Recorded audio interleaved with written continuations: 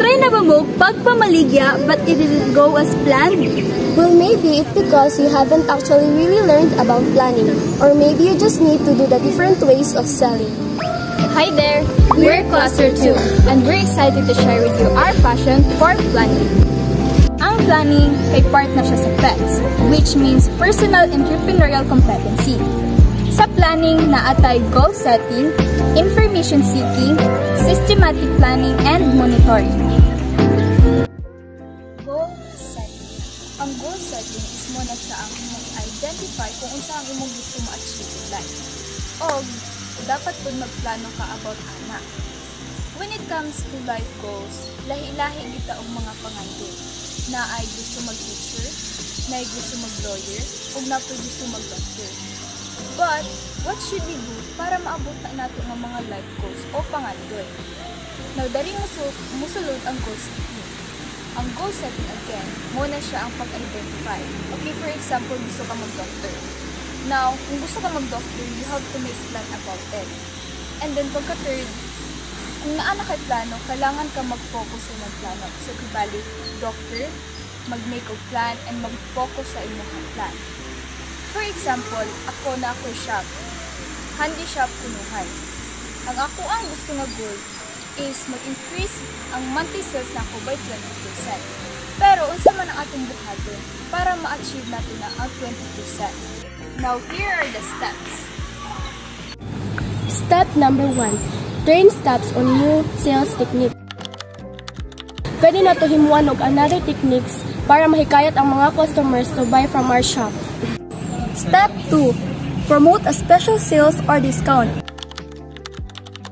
Para mas mapalago at mas ma-achieve nato ang goal na 20%, pwede ta magpa-discount. Para mas lower price, mas more buyers will come. Step 3. Improve store displays to attract more customers. When it comes to shop, dili lang ang products ang atong atimanon but as well as store displays to attract more customers o mahikayat sila. And lastly, step number 4. Analyze sales data to understand customers' preferences. Now, from the word analyze, kinahanglan natong lantawon kung nasa ang mas dagan ng sales. For example, ang handmade bracelet mas daghan og sales sa crochet tops. Now, in that way, mas makita nato kung nasa ang mas ganahan sa customers nga product. Now, kung ganyan ay analysis, naputay follow up. Kailangan nato i-follow up ang track sales performance. So, kibali, kailangan nato i-track down ang atong mga product each week or it could be each month para mahibalaan nato ang dagan sa atong business o ma-change nato ang strategy sa atong pagpabaligya. Now, by doing these steps, do you think na ma-achieve ko nato ang 20% sales? Well, for me, yes. Because kabalo na ta ang dagan sa atong business. And also, nag-set na ko ang goals. So, that is how goal settings work. Now, let's proceed sa information seeking. Information seeking.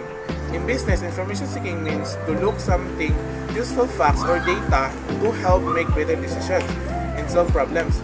It involves searching things like market trends, customer needs, or competitor actions to improve the company's performance. Research market trends. Look into current industry trends to see if there's demand for the new product. Survey customers. Gather feedback from potential customers to understand their needs and preferences.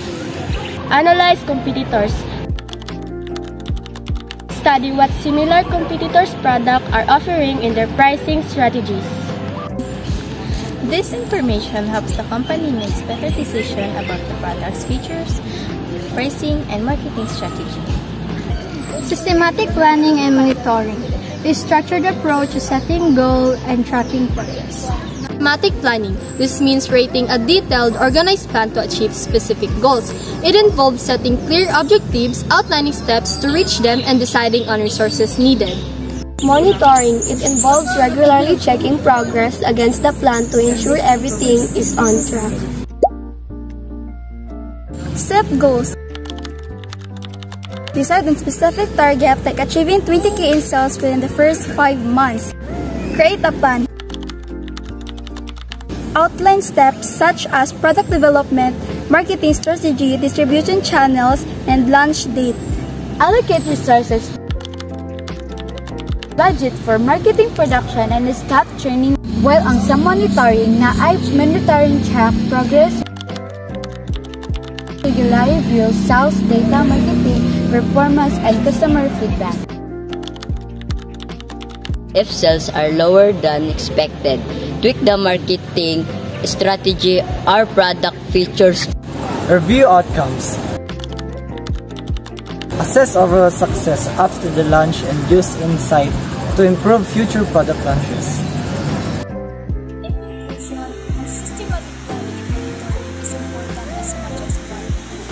Because by doing this, it will help us to track down and mabantayan ang pagtaas o pag-ubos sa atong business. I hope you learned a thing in our discussion, and this ends our presentation. Thank you for your time and attention.